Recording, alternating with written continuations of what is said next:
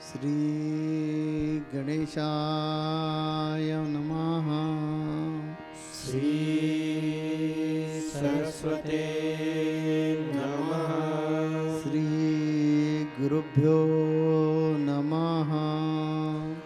जगद्गुरु नरेंद्राचार्य महाराज की जय। सद्गुरु काडसिद्धेश्वर महाराज की जय। संत शिरोमणि गजानन महाराज की जय। आद्य जगद्गुरु रामानंदाचार्य महाराज की जय। सियावल्लभ रामचंद्र की जय। गुरुर्ब्रह्मा गुरुर्विष्णू गुरुर्देव महेश्वरा गुरुर्साक्षात् परब्रह्म तस्मै श्री गुरवे नमः। सार्थ श्री ज्ञानेश्वरी अध्याय 4 श्रीराम। आजी श्रावणोंद्रिया पाहिले जे येणे गीता निधान देखिले। आता स्वप्नाची हे तुकले साचा सरीसे। आधीची विवेकाची गोठी वरी प्रतिपदाय श्रीकृष्ण जगजेठी आणि भक्तराजू किरीटी परी सतसे। जैसा पंचमालापू सुगंधो की परिमळो आणि सुस्वादो। तैसा भला जाहला विनोदो कथेचा ये। कैसी आगळिक दैवाची जे गंगा जोडली अमृताची। हो का जपत पे श्रोतयांची फळाली। आता इंद्रिय जात आघवे तीही श्रवणाचे घर रिघावे। मग संवाद सुख भोगावे गीताख्य हे। हा अति प्रसंगे सांडुनी कथाची ते सांगे। जे कृष्ण अर्जुन दोघे बोलत होते। ते वेळी संजय राया ते म्हणे अर्जुनो अधिष्ठिला दैवगुणे। जे अतिप्रीती श्री नारायणे बोलतू असे। पुंडलिक वरदे हर विठ्ठल। श्री ज्ञानदेव तुकाराम पंढरीनाथ महाराज की जय। जगद्गुरु नरेंद्राचार्य महाराज की जय। अनंत श्री विभूषित जगतगुरु रामानंदाचार्य श्री स्वामी नरेंद्राचार्य जी के चरण कमलों में वंदन। परम पूज्य कानिफनाथ जी को भी मैं नमन करती हूँ और आप सभी को पुनः मेरा सांप्रदायिक श्री गुरुदेव। आज के इस सत्संग में सार्थ श्री ज्ञानेश्वरी के 4थे अध्याय का शुभारंभ होने जा रहा है। अब तक हमने ज्ञानेश्वरी के 3 अध्यायों को सुना, उन्हें जाना। ज्ञानेश्वरी के पिछले अध्याय में अर्थात कृष्ण अर्जुन संवाद में भगवान श्री कृष्ण ने अर्जुन को कर्मयोग के बारे में बताया। आगे इस अध्याय में भगवान श्री कृष्ण अर्जुन को दिव्य ज्ञान के विषय में समझाने वाले हैं। उसे हम अवश्य जानेंगे। और इस गीता शास्त्र के 3 अध्यायों का व्याख्यान पूर्ण करने के पश्चात संत ज्ञानेश्वर जी 4थे अध्याय को प्रारंभ करते हुए हम सभी से श्रोताओं से ये कहते हैं, ताकि श्रोताओं के मन में, वहाँ उपस्थित सारे संत महंतों के मन में इस ग्रंथ के प्रति रुचि बढ़े, उनके मन में उत्सुकता उत्पन्न हो, ज़्यादा से ज़्यादा उन्हें इस ग्रंथ को समझने की उत्सुकता, उसकी रुचि उत्पन्न हो। इसीलिए संत ज्ञानेश्वर जी अत्यंत ही प्रशंसनीय वाक्यों में हमसे कहते हैं कि मानो आज हमारे कानों का ही भाग्योदय हो गया हो। अर्थात कान अर्थात हमारी श्रवणेंद्रियां। वो कहते हैं कि मानो आज हमारी इन श्रवणेंद्रियों का ही भाग्योदय हो गया है कि इतना महान मंगल जो ग्रंथ है, गीता का जो उपदेश है, यथार्थ गीता श्रवण का लाभ इन्हें प्राप्त हो रहा है। सोचिए कितना लाभ, कितना बड़ा लाभ हमें प्राप्त हो रहा है। इसीलिए ज्ञानेश्वर जी अपनी सारी इंद्रियों को आदेश देते हैं। वो कहते हैं कि आज सारी की सारी इंद्रियां श्रवणेंद्रियों के समक्ष, उसके सामने, उसके पास आकर एकत्रित हो जाएं और ये जो कृष्ण अर्जुन संवाद है, गीता का जो उपदेश है, इसका सभी की सभी इंद्रियां क्या करें, लाभ लें, क्योंकि सारी इंद्रियों को इस महान मंगल ग्रंथ का अत्यंत ही लाभ होने वाला है। और संत ज्ञानेश्वर जी के इन बातों को सुनकर वहाँ उपस्थित संत महंत जो हैं वो कहते हैं कि महाराज अब आपकी ये जो अप्रासंगिक बातें हैं उन्हें छोड़ें और आगे भगवान श्री कृष्ण और अर्जुन के बीच में क्या बातें होने वाली हैं, भगवान श्री कृष्ण अर्जुन को क्या समझाने वाले हैं, दोनों के बीच में क्या संवाद होने वाला है, इस बात को आप बताएं। जो ज्ञानेश्वर जी चाहते थे ऐसी ही उत्सुकता यहाँ पर सारे श्रोताओं के मन में उत्पन्न हो चुकी है। वो सभी बड़े उत्सुक हैं जानने के लिए कि आखिर आगे क्या होने वाला है, ज्ञानेश्वर जी आगे इस कृष्ण अर्जुन संवाद में हमें क्या बताने वाले हैं। और इसी बात से संत ज्ञानेश्वर जी अत्यंत प्रसन्न होकर प्रसन्नता से उन सभी से कहते हैं कि आगे संजय जो कि कुरुक्षेत्र के सारे दृश्यों को देख पा रहा था, वो धृतराष्ट्र से कहता है कि मानो ऐसा प्रतीत होता है कि अर्जुन पर सारी दैवी संपत्तियों ने ही आश्रय कर लिया हो। क्यों? क्योंकि भगवान श्री कृष्ण जो साक्षात परमेश्वर हैं, परमेश्वर के अवतार हैं, वो भगवान श्री कृष्ण स्वयं अर्जुन से क्या कर रहे हैं, अत्यंत ही प्रेम पूर्वक वार्तालाप कर रहे हैं, बहुत ही प्रेम से उससे बातचीत कर रहे हैं। अत्यंत ही प्रेम से वार्तालाप करने से क्या तात्पर्य है, इस बात को स्पष्ट करते हुए संत ज्ञानेश्वर जी कहते हैं कि जो गीता का उपदेश, जो गीता का ज्ञान भगवान श्री कृष्ण ने अपने पिता वसुदेव को नहीं दिया, उन्होंने अपनी जननी देवकी को भी, देवकी माता को भी उस ज्ञान को नहीं बताया, उसी प्रकार अपने प्रिय भ्राता बलराम को भी उस ज्ञान को नहीं बताया। ऐसा गीता का ज्ञान भगवान श्री कृष्ण ने अर्जुन को बताया, ऐसा ज्ञान वो अर्जुन को दे रहे हैं। आप ही सोचिए कि अर्जुन का कितना भाग्य होगा, कितने पुण्य अर्जुन ने किए होंगे। या तो फिर यूं कहें कि अर्जुन की अपने सद्गुरु पर, भगवान श्री कृष्ण पर कितनी प्रगाढ़ श्रद्धा होगी, कितनी निष्ठा होगी कि स्वयं साक्षात परमेश्वर भगवान श्री कृष्ण अर्जुन को गीता का ज्ञान बता रहे हैं, गीता का ज्ञान दे रहे हैं। ऐसी ही निष्ठा को जानने के लिए एक छोटी सी कथा हम यहाँ देखेंगे। ये कथा तब की है जब भगवान गौतम बुद्ध 12 वर्षों बाद अपने घर वापस आए, अर्थात ज्ञान प्राप्ति के बाद वो अपने घर को आए। जब वो अपने घर वापस आने वाले थे तब आप ही सोचिए कि यशोधरा देवी की क्या हालत हुई होगी।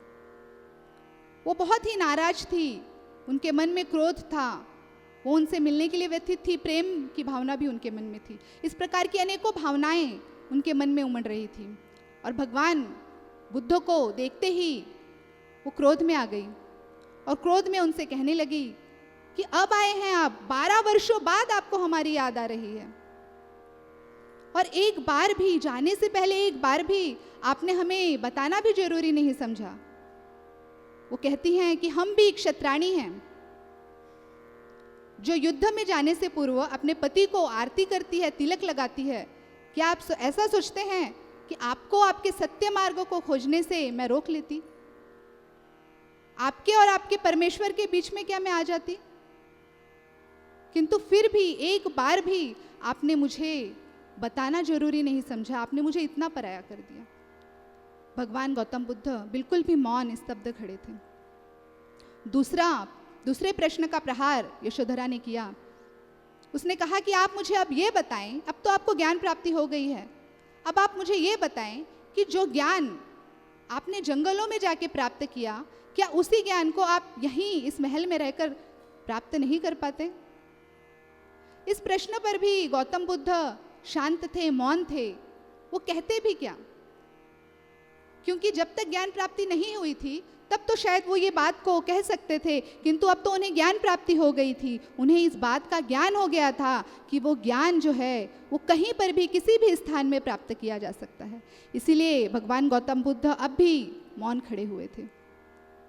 तभी अंदर से उनका 12 साल का बेटा राहुल बाहर आता है। यशोधरा और भी क्रोध में आकर अपने बेटे से कहती है कि बेटा, ये तुम्हारे पिता हैं। 12 वर्ष पूर्व एक दिन के बच्चे को छोड़कर ये यहाँ से चले गए थे। अब आए हैं इतने दिनों बाद, तो देख लो उन्हें, जी भर के देख लो पुनः, क्या पता फिर वो आए या ना आए। और देखो, हाँ, जो भी इनके पास है, जो संपत्ति है, वो तुम मांग लो। आखिर ये तुम्हारे पिता हैं, जो भी चाहे तुम इनसे मांग सकते हो। ऐसा यशोधरा के कहने पर अब भगवान बुद्ध जो थे वो मुस्कुराने लगे। यशोधरा थोड़ी आश्चर्यचकित हो गई कि मैं इतने क्रोध में हूँ और ये मुस्कुरा रहे हैं। और यशोधरा के देखते ही देखते गौतम बुद्ध ने अपने हाथों में रखा हुआ भिक्षा पात्र राहुल के हाथ में दे दिया। यशोधरा स्तब्ध हो गई, अवाक रह गई। उसने गौतम बुद्ध से पूछा, क्या आप अब इसे भी भिक्षुक बनाना चाहते हैं? तब भगवान बुद्ध ने कहा कि तुमने ही कहा था कि जो भी संपत्ति मेरे पास है वो मैं इसे दूं। तो मेरी संपत्ति यही है, समाधि और ज्ञान, यही मेरी संपत्ति है। और इसे देने का जो तरीका है वो है संन्यास, वो है भिक्षुकी। भगवान बुद्ध ने अंत में कहा कि तुम भी मेरे साथ चलो, इस मोह माया से दूर, मैं तुम्हें ही लेने के लिए आया हूँ। और यशोधरा ने इस बात को सुनकर तत्क्षण उनके चरणों में वो समर्पित हो गई और उन्होंने कहा कि मुझे आप एक शिष्या के रूप में स्वीकार करें। और उसके बाद वो सारे सन्यासियों में गुम हो गई। बाद में किसी भी धम्मपद में या फिर बौद्ध के किसी भी ग्रंथों में यशोधरा का कहीं कोई उल्लेख नहीं आता। राहुल का उल्लेख आता है कि 16 वर्ष में उसे ज्ञान प्राप्ति हुई, किंतु फिर यशोधरा देवी का कहीं कोई उल्लेख नहीं आता। सचमुच वो एक क्षत्राणी नहीं होंगी, क्योंकि ये अत्यंत ही कठिन काम है, एक विशेष व्यक्तित्व होने के बाद भी अत्यंत साधारण होकर कहीं गुम हो जाना। इस प्रकार की निष्ठा एक पतिव्रता नारी की भांति जब हम प्रगाढ़ प्रेम अपने सद्गुरु पर करेंगे, तब सद्गुरु कृपा हम पर अवश्य ही होगी। ये जो सत्य की नाव होती है, उस सत्य की नाव के खेवटिया अर्थात नाविक सद्गुरु होते हैं, जो हमें इस भवसागर से पार ले जाते हैं। किंतु वो कब हमें इस भवसागर से पार लेकर जा सकते हैं? जब हम उस सत्य की नाव पर आरूढ़ होंगे, उस सत्य की नाव पर सवार होंगे। अगर हम उसमें बैठेंगे नहीं तो किस प्रकार से वो हमें पार ले जाएंगे? हमें भूख लगी है, भोजन हमारे समक्ष है, जब तक हम उसे खाएंगे नहीं, हमारी क्षुधा कैसे शांत होगी? हमारी भूख कैसे मिटेगी? ठीक उसी प्रकार से जब तक हम हर रविवार को सत्संग नहीं जाएंगे, सुबह 9 से 10 बजे तक 1 घंटे का सत्संग होता है, जब तक हम सत्संग नहीं जाएंगे, सद्गुरु की वाणी को नहीं सुनेंगे, उनके उपदेशों को नहीं सुनेंगे, तो किस प्रकार से वो हमें इस भवसागर से तारेंगे? किस प्रकार से भवसागर से पार लेकर जाएंगे?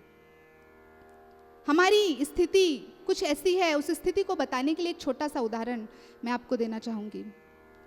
एक गुरु अपने 4 शिष्यों को अपने पास बुलाते हैं और उनसे कहते हैं कि आज तुम सभी को मौन धारण करना है। सामने ही जो मंदिर है, उस मंदिर में जाकर तुम बैठो और बिल्कुल भी शांत मन से भी और बाहरी तौर से, शरीर से भी तुम्हें मौन धारण करना है। चारों के चारों शिष्य जो होते हैं वो जाते हैं, मंदिर में जाकर बैठ जाते हैं। धीरे धीरे सांझ होने लगती है। एक पंडित आता है, कुछ ही मिनटों में वो वहाँ से जाने लगता है। पहले शिष्य से रहा ही नहीं जाता। वो उस पंडित से कहता है कि पंडित जी, सांझ हो चुकी है, शाम हो चुकी है, आप आ ही गए हैं तो दीप प्रज्वलित कर दीजिए भगवान के समक्ष, आरती ले लीजिए। दूसरा शिष्य कहता है कि अरे ये तुमने क्या किया, तुम तो बोल गए, हमें मौन धारण करना था। तीसरा शिष्य कहता है तुम भी बोल गए, तुमने भी चुप कर दी। और चौथा शिष्य कहता है कि भाई हम ही अच्छे, हमने अब तक कुछ नहीं बोला। कहने का तात्पर्य यह है कि मौन चारों को रखना था, किंतु चारों के चारों ने ही मौन को तोड़ दिया। ठीक उसी प्रकार से सद्गुरु जब हमें अपने जीवन में कोई कार्य देते हैं, कुछ उपदेश देते हैं, तो हम क्या करते हैं? दूसरों को देखते हैं कि वो उस उपदेश का पालन कर रहे हैं या नहीं, वो उस कार्य को पूरी तरह से कर रहे हैं या नहीं।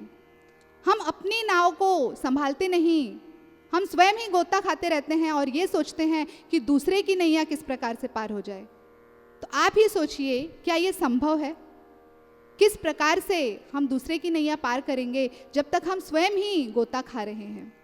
इसीलिए हमें सबसे पहले स्वयं को देखना चाहिए कि हम कैसे हैं, स्वयं के अंदर हम झांक। ये सोचना चाहिए कि भगवान कृष्ण अर्जुन पर इतना आसक्त हुआ है, तो हमारे गुरुजी हमारे ऊपर क्यों नहीं हो सकेंगे?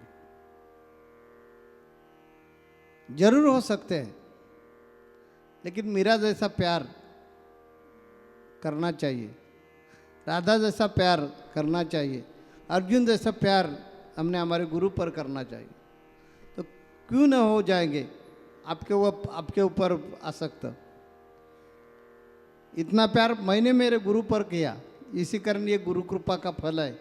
और हमारे ज़िंदगी में ये जो आज हो रहा है, ये फलश्रुति गुरु की कृपा है। अर्जुन ने भगवान कृष्ण पर इतना प्यार किया, इतना प्यार किया, इसका फल ये कुरुक्षेत्र पर आपको देखने को मिल रहा है। भगवान कृष्ण और अर्जुन एक दूसरे से कभी भी अलग नहीं रहे। इसका अर्थ क्या? दोनों एक जगह पे रहे थे ऐसे नहीं, शरीर से दो अलग अलग ठिकान पे रहते थे, लेकिन मन से नहीं। दुर्योधन जो है वो दुर्योधन को बार बार अर्जुन का गुस्सा आता था, और भगवान कृष्ण के पास कभी भी गए ना कि यही अर्जुन को पहला प्रश्न, दुर्योधन भगवान कृष्ण के पास गए कि भगवान कृष्ण और दुर्योधन को ये पहला प्रश्न पूछते थे, मेरा अर्जुन कैसा है? अरे इतने 5 पांडव है, 5 भाई है, उसमें से सिर्फ अर्जुन का ही प्रश्न, या हम 100 कौरव है उसके बारे में कभी नहीं पूछेंगे, या धर्म के बारे में नहीं पूछेंगे, नकुल सहदेव के बारे में पूछेंगे नहीं, पहला प्रश्न मेरा अर्जुन कैसा है। तो उनके मन में आता था, बार बार आता था कि इनके ऊपर ही क्यों प्यार है। इसी कारण एक दिन दुर्योधन ने भगवान कृष्ण को पूछा कि देखिए भगवान, हम भी रिश्तेदार है, पांडव भी रिश्तेदार है, लेकिन हमने बहुत दिन ये निरीक्षण कर रहे, परीक्षण कर रहे कि वो 4 भाई पर जितना प्यार नहीं है, हमारे 100 भाई पर जितना प्यार नहीं, उनसे भी ज़्यादा प्यार आप अर्जुन पर करते, ऐसे क्यों? और अर्जुन ने आपको ऐसे क्या दिया है? भगवान कृष्ण बोले ठीक है, अच्छा प्रश्न है आपने पूछा, आपको देखने के तो चलिए। अभी कितना समय हो गया है? दोपहर का समय हुआ है, तो आप सब लोग, दोपहर का समय हुआ है तो चलिए हम आपको दिखाते हैं। और भगवान कृष्ण और दुर्योधन दोनों व्यान अस्त्र का प्रयोग करवा के अदृश्य रूप में जहाँ अर्जुन सोया था वो कमरे में प्रकट हो जाते। दोपहर का समय था ना, तो अर्जुन ने भोजन करवा के, अर्जुन सोया था पलंग पर, बेड पर सोया था। अर्जुन को ऐसे बड़े बड़े बाल थे, अर्जुन पूरा निद्रिस्त था, और अर्जुन के बाल जो थे वो लंबे लंबे घने घने बाल नीचे आ गए थे, पलंग के नीचे आ गए थे। और महल में दोनों प्रकट हो गए, दुर्योधन भी प्रकट हुआ और कृष्ण भी प्रकट हुआ।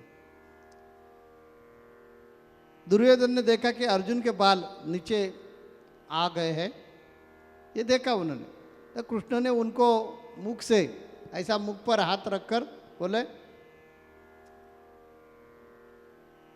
यानी जरा रुकिए, उनके बाल जमीन पर आ गए हैं, वो हम उठाकर पलंग पर रखते हैं। तो दुर्योधन बोला, नहीं, हम उठाकर रखते हैं। इतना लाड़ प्यार किसके लिए? हम उठाकर उधर रखेंगे, इतनी जरूरत नहीं आपको ही जाकर उठाने की। भगवान कृष्ण बोले, ठीक है, आप जाइए। तो दुर्योधन अर्जुन जहाँ सोया था वहाँ जाकर पहुँचा और अभी बाल उठाकर उधर पलंग पर रखने का ये मूड में था। तो भगवान कृष्ण ने बोला,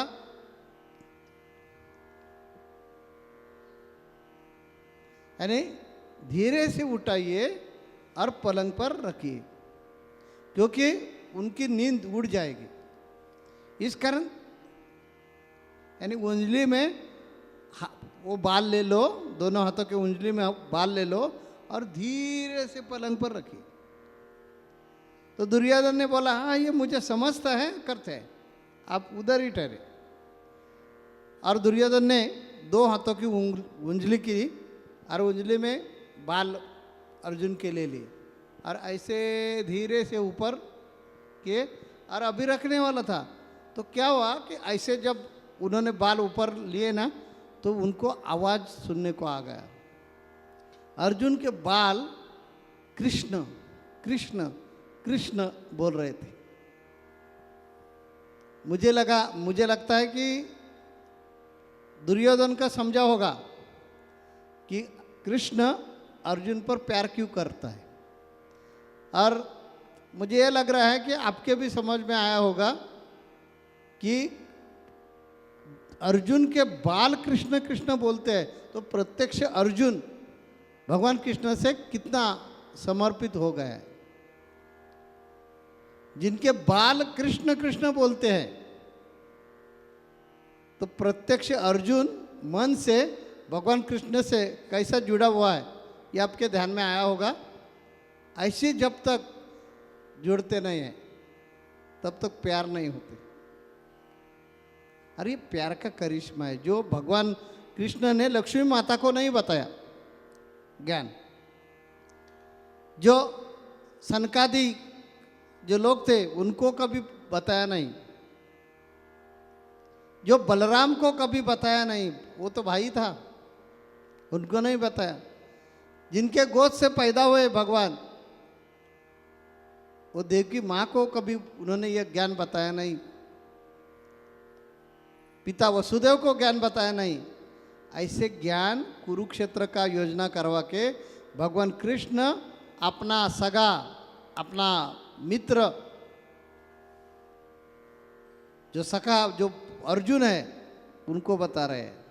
तो ज्ञानेश्वर माउली को भी आश्चर्य लग रहा है और संजय को भी आश्चर्य लग रहा है कि कितना देखिए भाग्यवान है अर्जुन। ये प्रत्यक्ष भगवंत उनको ऐसा ज्ञान दे रहे हैं कि जो ज्ञान से मुक्ति मिलने वाले। ऐसा सौभाग्य हर व्यक्ति के जिंदगी में आना चाहिए, ऐसी माउली ज्ञानेश्वर माउली की इच्छा हो। इस कारण उन्होंने ज्ञानेश्वरी में ये लिखा है कि कितना भाग्य, वो भाग्य है कि ऐसी प्राप्ति अर्जुन को हो गई, प्रत्यक्ष भगवान की प्राप्ति अर्जुन को हो गई और प्रत्यक्ष भगवान गुरु के रूप में आकर उनको सिखा रहे हैं और प्यार से सिखा रहे हैं। आपने देखा ये 3 अध्याय में अर्जुन ने कितने दफा प्रश्न पूछे, तो भी भगवान क्रोधित नहीं हुए या उनका हर प्रश्न का जवाब उन्होंने टाला नहीं। इतना सविस्तर दिया, इतना सविस्तर दिया कि भगवान के मन में भी उमंग था कि नहीं नहीं, इनको ये सब समझा कर ही देना चाहिए। ऐसे भगवान के मन में भी लालसा थी, इच्छा थी। इसलिए भगवान जैसे बच्चों को सिखाते हैं माँ, वैसे भगवान अर्जुन को सिखा रहे हैं। और ये दृश्य देखकर ज्ञानेश्वर माउली को भी ऐसे लग रहा है कि ऐसा भाग्य हर जड़मूड़ को मिलना चाहिए, तो उसमें कठिन नहीं है। इसलिए दास्य भक्ति करना जरूरी है। जो दास्य होता भक्ति का दास्य भक्ति अपनाते हैं उनको ऐसा प्यार गुरु का जरूर मिलता है जो मीराबाई को मिला। भगवान कृष्ण उनके मुख से में बैठकर उनके ससुर में चले गए। उनको जब विष दिया उसका अमृत भगवान के कारण से ही हुआ, ये ध्यान में रखिए। ये जहरी विष जो था वो हलाल से मीराबाई खत्म हो सकती थी, लेकिन भगवान की कृपा, भक्त प्रहलाद पर भगवान विष्णु की कृपा थी, इसी कारण उनका इतना इतना छल होकर भी उनका बाल भी बाका नहीं हुआ। मेरे ऊपर मेरे गुरु की कृपा है, इस कारण हम यहाँ तक आकर पहुँचे हैं। वैसे आप पर भी गुरु की कृपा हो सकती है, लेकिन उसके लिए दास्य भक्ति करने जरूरी है। जो दास्य भक्ति से जाएगा उनको जरूर ऐसी गुरु कृपा मिलेगी। अभी हम इधर विषय खत्म करते हैं, क्योंकि अगले सत्संग में हमें यह सुनने का है कि भगवान कृष्ण अर्जुन को बोध करने वाले हैं। और वो क्या बोध करते हैं, क्योंकि अभी ज्ञान मार्ग और कर्म मार्ग ये इधर खत्म हो गए, 3 अध्याय में खत्म किया है और 4था अध्याय शुरू हो रहा है। और ये अध्याय में भगवान कृष्ण अर्जुन को क्या बताते हैं वे ये जानना लायक होगा। इसी कारण अगले सत्संग में आप जरूर आइए। जगत गुरु नरेंद्राचार्य महाराज की जय। सद्गुरु काड़ सिद्धेश्वर महाराज की जय। संत शिरोमणि गजानन महाराज की जय। आद्य जगत गुरु रामानंदाचार्य महाराज की जय। सिया वल्लभ रामचंद्र की